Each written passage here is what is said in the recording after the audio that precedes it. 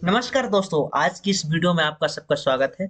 आज की इस वीडियो में हम बहुत ही इम्पोर्टेंट टॉपिक के बारे में बात करने वाले हैं, सो आपको लास्ट तक बने रहना है। आज की इस वीडियो में हम प्राइस एक्शन को लेकर के कंप्लीटली डिटेल्स में बात करने वाले हैं कि प्राइस एक्शन होता क्या है।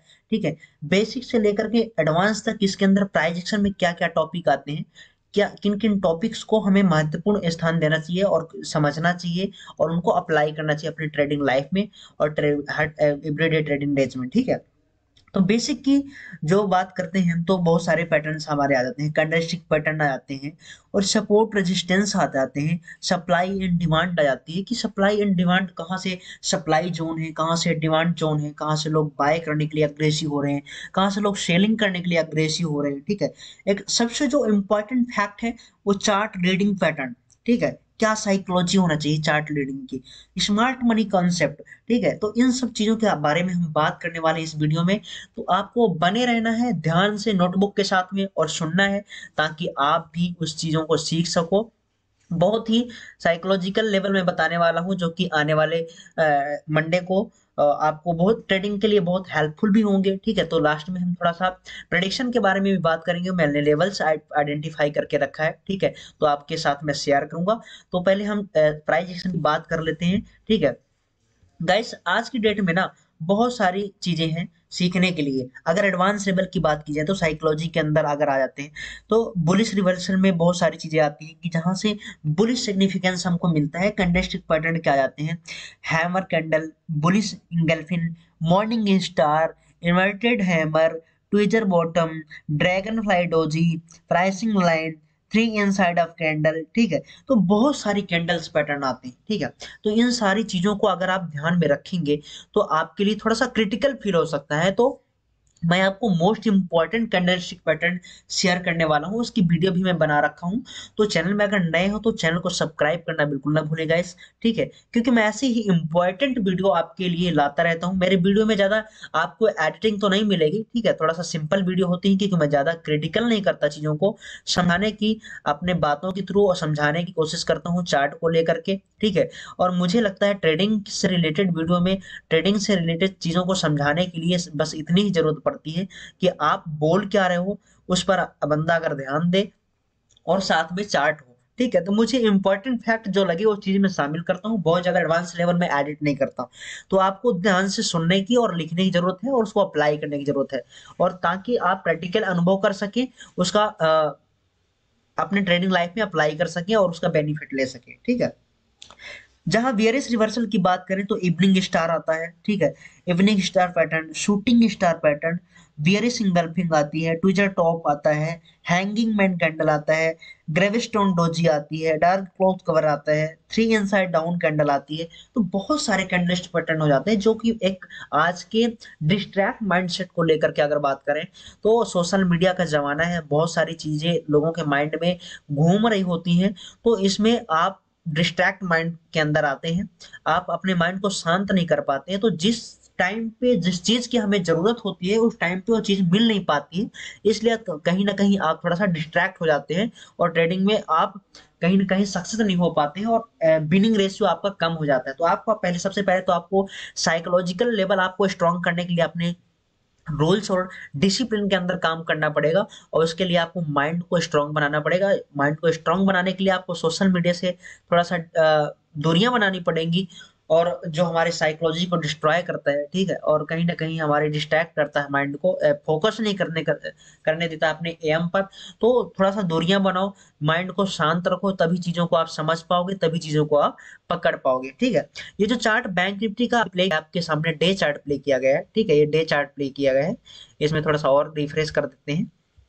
तो इसमें डे चार्ट में क्या कुछ बन रहा है और ऐसा क्यों बन रहा है, और अगले नेक्स्ट मंडे को हमारे क्या लेवल्स होंगे, सारी चीजें हम बात करने वाले हैं। तो थोड़ा सा प्राइस में क्या इंपॉर्टेंट होता है उस चीज को हम बात कर लेते हैं। ठीक है, तो अगर आपको इन सब टॉपिक पर स्पेशल वीडियो चाहिए, देखो मैं आज इस वीडियो में सारी चीजें बात करने वाला हूँ, लेकिन आपको स्पेशल वीडियो चाहिए चार्ट रेट, कैंडलस्टिक पैटर्न पर और स्पेशल सपोर्ट रेजिस्टेंस पर, सप्लाई एंड डिमांड क्या होती है, ये कैसे काम करती है, चार्ट रीडिंग साइकोलॉजी क्या होती है, कैसे काम करती है, मार्केट ट्रेंड क्या होता है, इन सब चीजों का मिश्रण होता है मार्केट के अंदर। जो सफल एक सक्सेसफुल ट्रेडर होता है इन सब चीजों को कॉम्बिनेशन बनाता है, और उसके बाद एक ट्रेड उसको एक ट्रेड आइडेंटिफाई करता है कि एक ट्रेड एक दो ट्रेड मेरी सक्सेस हो जाए जिससे मेरा पोर्टफोलियो ग्रीन हो जाए और मैं बंद करूं। ठीक है, तो सबसे पहले अपने आप को डिसिप्लिन में रहना सीखिए, डिसिप्लिन में अनुशासन में काम करना सीखिए।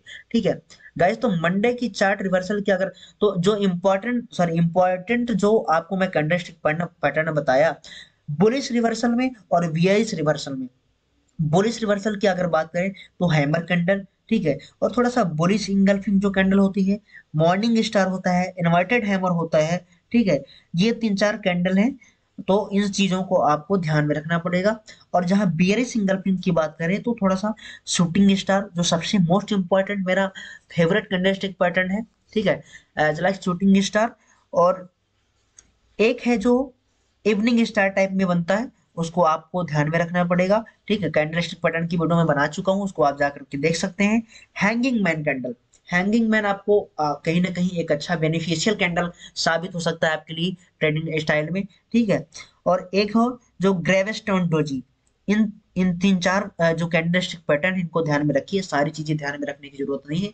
सारी चीजों को ध्यान में रखेंगे तो कहीं ना कहीं आप डिस्ट्रैक्ट होंगे, इधर उधर भटकेंगे, कहीं ना कहीं आपको प्रॉब्लम हो सकती है। तो कुछ चीजें जो हमेशा अक्सर most of the times chart में बनती हैं और वो काम करती हैं और हमें प्रॉफिट देती हैं, ट्रेड को हमारे अप्लाई करती हैं ट्रेड में, तो वो चीजें हमेशा याद रखिए। ठीक है, अगर हम बात करें बेसिक लेवल में तो कैंडलस्टिक पैटर्न में जो मैं आपको तीन चार बताई वो चीजें आप ध्यान रखिए। और सपोर्ट रेजिस्टेंस क्या होता है गाइस? सपोर्ट रेजिस्टेंस, अब ये देखो आप चार्ट में आ जाते हैं, चार्ट में आकर के इस चीजों को समझते हैं। ठीक है, सपोर्ट रेजिस्टेंस और एक मेजर ट्रेंड अगर बैंक निफ्टी का देखा जाए तो ओवरऑल देखो मार्केट के ट्रेंड के अकॉर्डिंग मार्केट तो देखो ऊपर ही जाती है। ये ट्रेंड लाइन आ रही है यहाँ से, इस ट्रेंड यहाँ यहाँ तक की ट्रेंड लाइन को कोई गौर नहीं कर सकता है। और इतनी दूर की चार्ट रीडिंग साइकोलॉजी मार्केट में काम कैसे करती है ये आपको समझा पाना बहुत मुश्किल काम हो सकता है। कोई यहाँ तक का लॉजिकल साइकोलॉजिकल लेवल देख नहीं सकता है। ठीक है, तो यहाँ से ट्रेंड लाइन देखो कैप्चर कर रही है, यहाँ से ये रिस्पेक्ट कर रही ट्रेंड लाइन का बार बार बैंक निफ्टी, इस ट्रेंड लाइन का रिस्पेक्ट करी, यहाँ से रिवर्सल मूव आया जो 42,000 का जोन था हमारा, यहाँ से एकदम से अप साइड में एक मूवमेंट हुआ।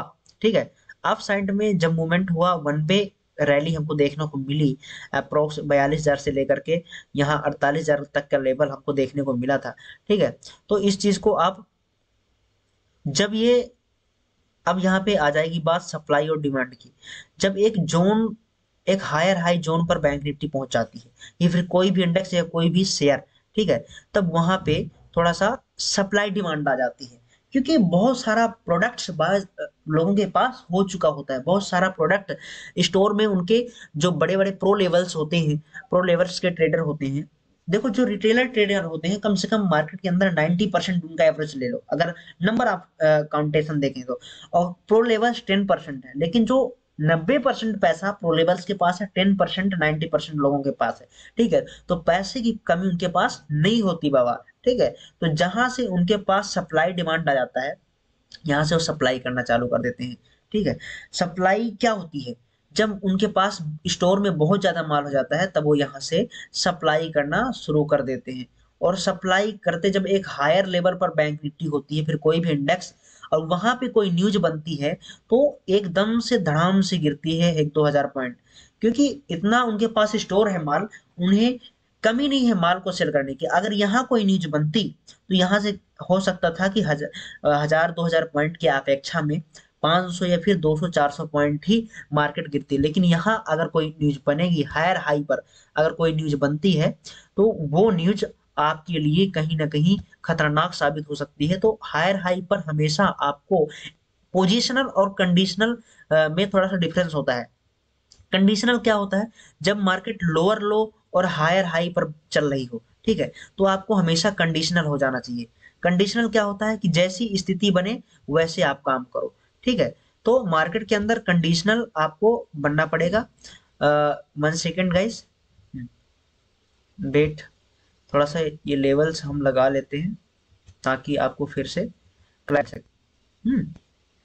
जी, तो ये ट्रेंड लाइन लेवल आ रहा था, मैं आपको शुरू से लगा के दिखा देता हूँ, ताकि आप भी कैसे लगाते हैं, एक बिगिनर्स के तौर पर कैसे ट्रेंड लाइन ड्रॉ करते हैं, ये चीजें आप भी सीख सकें। ठीक है, ऐसा एडवांस लेवल के ट्रेडर हैं और जिनको नॉलेज हो चुका है, एक्सपीरियंस हो चुका है, तो उनको तो सारी चीजें आती हैं, हम भी मानते हैं इस चीज को, कोई इतना नया नहीं हो सकता। लेकिन हाँ, जिनको ट्रेडिंग ट्रेडिंग जिनके लिए एकदम से शुरुआती चीज है, शुरुआती बिजनेस है, वो ऐसे ट्रेंड लाइन को जो 2-3 बिंदुओं को मैच करे, उस ट्रेंड लाइन को हम ड्रा करते हैं। ठीक है, और थोड़ा सा ये ट्रेंड लाइन हो गई, और सपोर्ट रेजिस्टेंस कैसे ड्रॉ करेंगे। ठीक है, तो इस लेवल में आज आके हम बात करते हैं सपोर्ट की। एक बार ही सपोर्ट की बात करेंगे हम। यहाँ यहाँ हॉरिजेंटल लाइन लगाते हैं, यहाँ से जाएंगे स्टूल पर, हॉरिजेंटल लाइन, हॉरिजेंटल लाइन पर क्लिक करेंगे और यहाँ पे हम ये लगा देंगे। तो इस चीज की रिस्पेक्ट करी, बैंक निफ्टी ने इस चीज की रिस्पेक्ट करी। ठीक है, आपको जी हाँ, ये हमने हॉरिजॉन्टल रे लगा दी यहाँ पे, क्योंकि यहाँ पे सपोर्ट था। गाइस अब थोड़ा सा चार्ट को मैं जूम करूंगा ताकि आपको और समझ में आए। ठीक है, ये देखो, सपोर्ट किसे कहते हैं, जिस सस्ते दाम पर लोग खरीदने के लिए अग्रेसिव हो जाए। यहाँ से लोग कई बार खरीदे हैं। ठीक है, यहाँ पे जो, अब एक चीज आपको बता दूं, क्योंकि जो पहले रेजिस्टेंस का काम करता है, उस रेजिस्टेंस का ब्रेकआउट जब होता है तो वही सपोर्ट का काम करने लगता है, वो लेवल। ठीक है, तो ये थोड़ा सा सपोर्ट लेवल हो चुका था और बैंक निफ्टी ने इस चीज की रिस्पेक्ट करी। ठीक है, इस लेवल की रिस्पेक्ट करी है। ठीक है, और अभी फिलहाल का जो सपोर्ट लेवल क्या हो सकता है, बैंक निफ्टी ने यहाँ से रेजिस्टेंस लिया 2 बार। ठीक है, एक बार यहाँ से, एक बार यहाँ से, बैंक निफ्टी 2 बार रेजिस्टेंस लिया। लेकिन जब इस चीज का ब्रेकआउट हुआ, तब ये मैं बताया कि जिस रेजिस्टेंस का ब्रेकआउट हो जाता है गाइस, तो वो अब सपोर्ट का काम करने लग जाता है। इसमें थोड़ा सा रेक्टेंगल हम लगाते हैं ताकि हमें समझ आए, कंफर्मेशन मिल सके। गाइस मैं आपको बताता हूँ,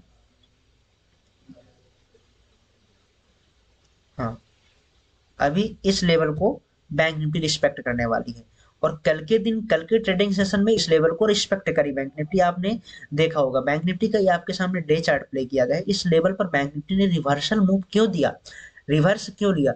यहाँ से बैंक निफ्टी का इस कैंडल का लो कितना है, लो है 46,310, और ये 600 के पास रिवर्सल मूव, और कहीं ना कहीं और बड़ा रिवर्सल मूव आया था। फिर क्लोजिंग जहां दी है 46,594 की, 300-400 पॉइंट का रिवर्सल मूव यहाँ से क्यों आया, क्योंकि यहाँ से डिमांड जोन था।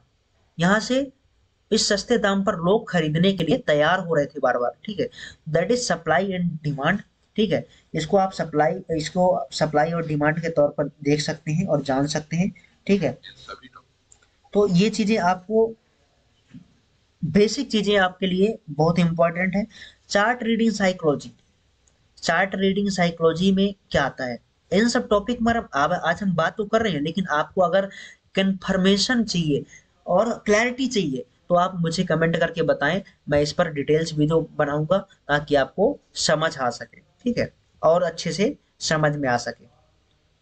अब सपोर्ट रेजिस्टेंस, अब इस लेवल में देखो अभी क्या चल रहा है, थोड़ा सा न्यूज बेस्ड मार्केट चल रही है, क्योंकि इलेक्ट्रोलर बॉन्ड को लेकर के एसबीआई में बार बार झटके लग रहे हैं।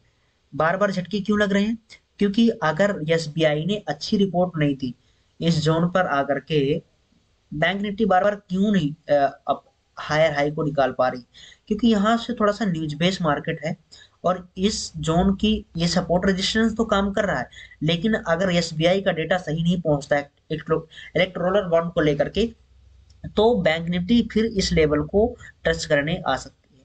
44,500 के पास, 44,950 के पास इस लेवल को छूने के लिए आ सकती है, और इस लेवल को भी 44,450 वाले, 450 लेवल के, 400 450 वाले लेवल को भी छू सकती है।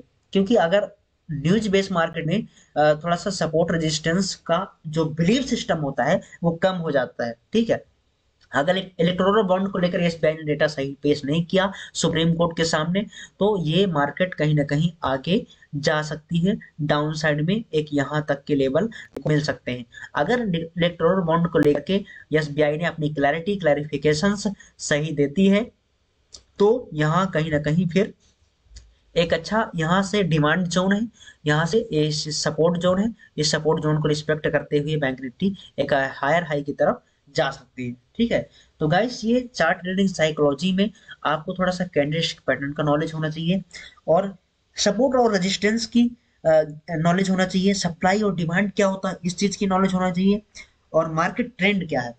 देखो अगर आप इंट्राडे ट्रेडर हैं तो आपको हमेशा अपने मेजर ट्रेंड को ध्यान में रखना पड़ेगा। वीकली चार्ट क्या कह रहा है, डे चार्ट क्या कह रहा है, ठीक है। उसके बाद आप 1 आवर टाइम फ्रेम में आओ, 1 आवर टाइम फ्रेम में चार्ट क्या कह रहा है, उसकी मानसिकता क्या है चार्ट की, ठीक है। उसका जो मेजर ट्रेंड है वो किस ओर अग्रेसिव हो रहा है, तो इस चीज को आपको एक प्रीमियम के चार्ट में भी देखना पड़ेगा और इंडेक्स के चार्ट में भी देखना पड़ेगा। तभी आप आगे जा करके एक इंट्राडे ट्रेडर में कंडीशन के अकॉर्डिंग एक अच्छी ट्रेड को कैप्च कर सकते हैं। ठीक है, तो गाइस इन बातों का सभी को आपको ध्यान में रखना पड़ेगा। और वीडियो को, अगर वीडियो पसंद आती है तो गाइस लाइक करना, एक प्यारा सा कमेंट करना बिल्कुल भी मत भूलिएगा, क्योंकि इतनी सारी मेहनत करके अगर हम चीजों को आपके साथ में शेयर करते हैं, अपना अनुभव और अपना ज्ञान, तो आप उसको रिस्पेक्ट करिए। जो फ्री में चीजें मिलती हैं उसकी इज्जत करनी चाहिए। ठीक है, इस भ्रम में मत रहिए कि पैसा देकर ही सब सीख सकते हैं। अगर हम फ्री में सिखाने की कोशिश कर रहे हैं तो आप उनको सीखो और भी लोगों तक उस चीज को शेयर करो ताकि इस चीज की वैल्यू और बढ़ सके। थैंक यू गाइस, मिलते हैं कल की नेक्स्ट वीडियो में। जय हिंद, टेक केयर।